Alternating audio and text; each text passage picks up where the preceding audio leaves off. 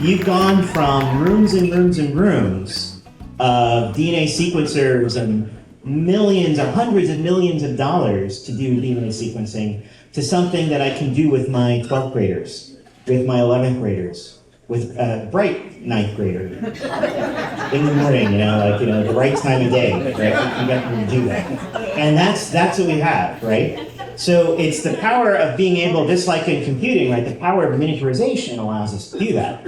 I'm not going to go too deeply into what the technology works, but that opening graphic, credit to the designers at Nanopore, the name of the sequencing actually suggests what it is. It literally is a nano, very small hole or pore inside of a membrane, inside of a device, which I'm going to show you in a little bit live.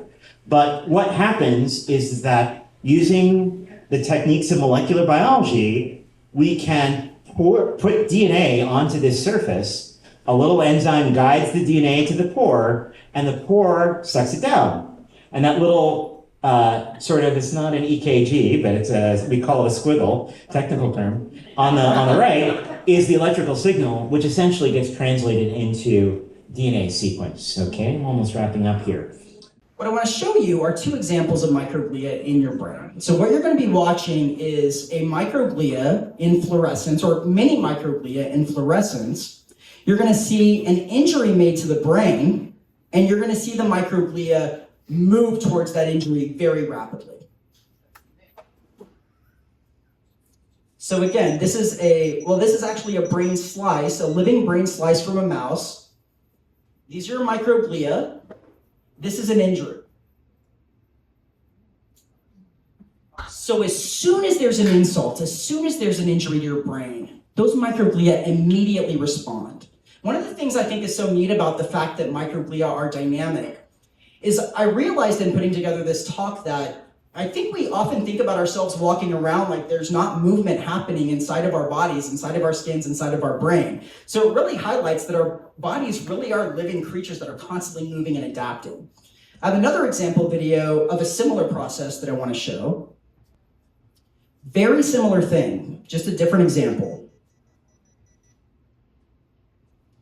So that's the injury, and the microglia go towards it. It'll replay as well. So your brain is very well protected. But what's been really new about sort of the biology of microglia over the past decade or so is that they're not only important for protecting our brains from inflammation and for injury, they're also very important just for supporting the health of our brains. So, they don't just sit around waiting for some sign of injury or infection. They have a lot of work to do, even in the absence of that. They're important for the basic biology of our brains. A common pathway that occurs in humans and mice is this pupil dilation. So if you are freaked out or scared, or there's something really salient that happens, like an explosion next to you or something, you will have this immense response, and your pupils will dilate because of this stress response in order to get more information into your brain so that you can survive, essentially. And so this happens in humans. Humans, when they're resting, have a relatively normal pupil. But when they, have something happen, it dilates, and this also happens in mice. Basically, what I'm trying to get across to you is that the brain receives information from the body, it interprets that information, and then uses pathways like this to send out signals to the body to tell it how to respond to certain inputs. So, a good example I like to give is, besides this one, is a feeling of hunger. So hunger, it's not like at 11:59 you're not hungry, and then at 12 p.m. you're hungry immediately. It's a gradual process. It takes time to accumulate the feeling of hunger, and that's because signals that are coming from your bloodstream, such as leptin, or neural signals that are coming from your gut, which tell your brain, this food was very nutritious, but you might want to crave a little bit more sugar, or you might want to crave a little bit more salt. All that information takes time to be integrated in the brain. And then the brain needs to tell the body to engage either physiology like digestion or a behavior like food seeking. Like if your brain were to detect you're hungry, it will make it harder for you to fall asleep, for instance, so that you can wake up, go and find food. Okay, so being a parent is hard. You can ask any animal in the animal kingdom and they'll tell you the same thing. I'm happy to represent the human parent I can tell you, it all seems like sunshine and rainbows when they're this young and this cute, but wait till they grow up to act like this.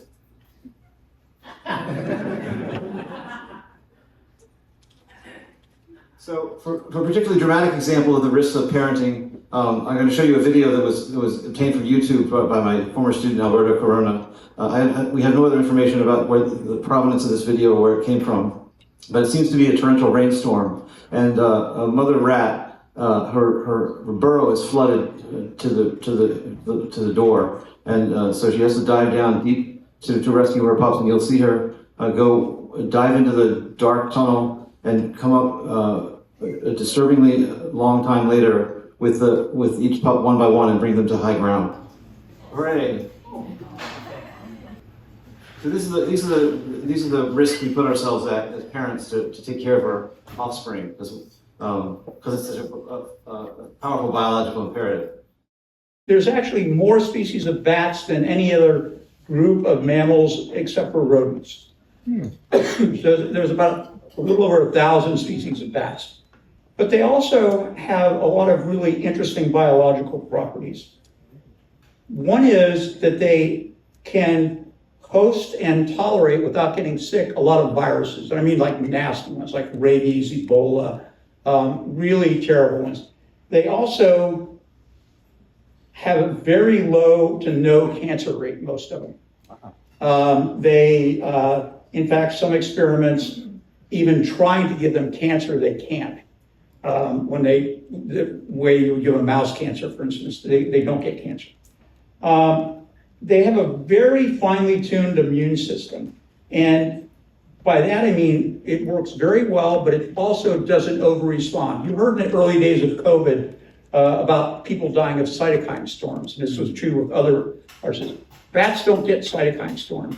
There's a part of bacteria that you can inject in a mouse, or for that matter, a human, and they go into shock and die from their immune system and the cytokine cascade. You do that to bats and nothing happens. They just, their immune system's very effective, but it doesn't overreact.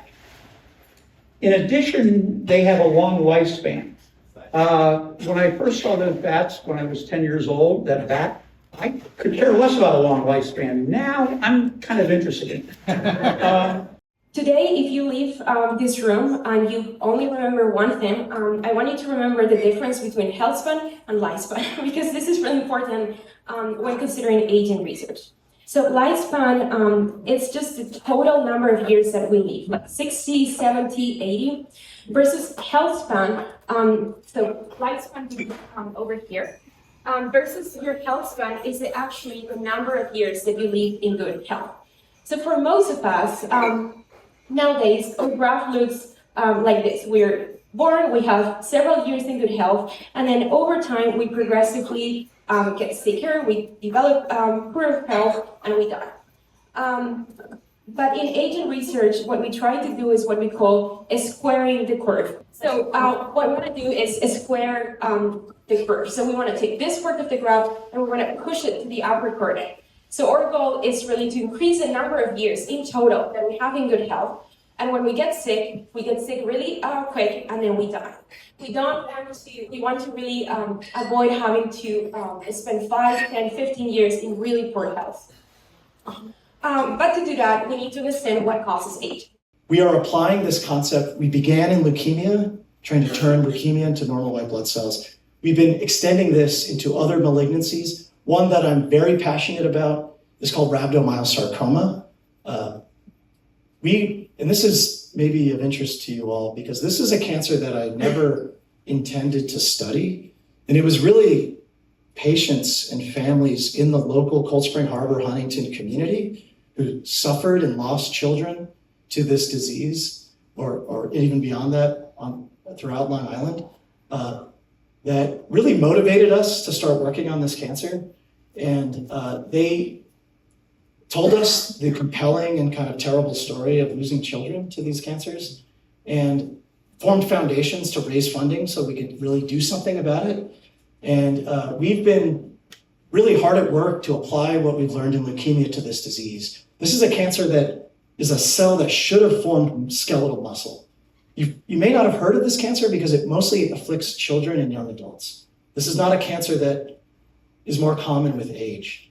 And we've been working towards trying to, and right now patients are treated with chemotherapy exclusively when the disease is metastatic.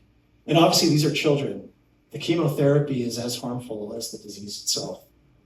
So we've been working towards an idea of converting this cell, because it's a cell that should have become muscle, but it can't because of its genetic alterations. Can we apply these principles to try to convert these cells to skeletal muscle? And we have reason to believe that if a cell becomes muscle, by gaining the ability to contract and become a terminal muscle cell, it will lose the ability to grow, metastasize, and spread. And we think it could be part of a way to cure this disease that we're heavily pursuing. And so I hope you understand by thinking about that loop, how a molecule that is released by the tumor might ultimately, through a stepwise connected process, actually reduce the very process that the body might have within it to fight back against the tumor. And if that makes sense to you, and I hope it does, then you will see how that understanding can potentially help us to reason about how we can enable the body to fight back against the cancer better, because we can think about blocking parts of this circuit of events, of this event chain. And once we interrupt them, we might be able to enable the body's ability to push back against the tumor better. And that's fundamentally what we are researching in the laboratory. Okay, so if you're an aficionado with deep neural networks, one challenge, and we see this in our work as well, is that they can be easily fooled. Unlike the human visual system, I'm going to give you a quick little problem here. A typical task that a deep neural network does is, given some image of this cute dog, for example, a DNN, a deep neural network, would predict, okay, in this image, there's certainly a dog. But it turns out, if you optimize some kind of noise, and this is really hard to see, it should look white to you, there's almost no noise here at all, but it turns out if you take this image and you add this optimized noise, which is incredibly small, you would get this image. So I'm basically adding nothing to the image, and as humans, we see no change in the image. But for a deep neural network, it would actually output something like toilet tissue. It would be entirely confused, and it would give out a completely nonsensical response. We call this an adversarial image because we're optimizing this image to make the deep neural network make a mistake. But you can imagine if it makes a mistake on something so simple to a human, what other mistakes is it also going to make? And this is actually quite important when we think about self-driving cars, when we think about medical diagnoses. You don't want these things to be making mistakes like this. I like gin and tonics. Well, I don't really, but I'm going to make one anyway. So, here's the gin. How do we know which is the gin? How do we know which is the tonic? Well, I've got a blue light here. Well, see if there's a difference. This is your tonic. I think so. Right, what's causing that? It's the quinine. So quinine has a property called fluorescence. Now what is that? When you irradiate quinine, it absorbs energy in this UV region here. This is the electromagnetic spectrum. And for some reason, we won't get into it, loses a bit of energy and it emits its light in the blue region. So when you shine this light on it, you actually get an emission that is called fluorescence in the blue region. So you can tell which is your quinine. So if you ever want to go to a pub and make sure you've got quinine, just take the backlight with you. So we're going to make a cocktail. There's the gin. There's the top, so that's the light. As you can see, very accurate. Mix it up. Just make sure it's the right stuff. Yeah, very good. God, I hate that stuff. you enjoy. I don't like that, I prefer beer. Okay, so where are we? Okay, so that's oak, I should say. This property is also in nature, it's called bioluminescence, and you have fireflies on Long Island. They're great, I love them. We don't have them in Wales, but I love it. So that is the same property, different reaction, but same principle. The last part we're going to do, which I think is going to be super fun, we're going to ask 2 volunteers from the audience today to come over here, and we're going to do what we call a gel electrophoresis race. So it has to be 2 people that never load an agarose gel. I don't know if you guys are familiar with that, some of you might know how that works. But it's a type of gel made of seaweed that it helps us to visualize the DNA fragments. So we'd like to see 2 people come and do the yes. I should mention, guys, whoever does this, there are prizes. There's 2 prizes. So,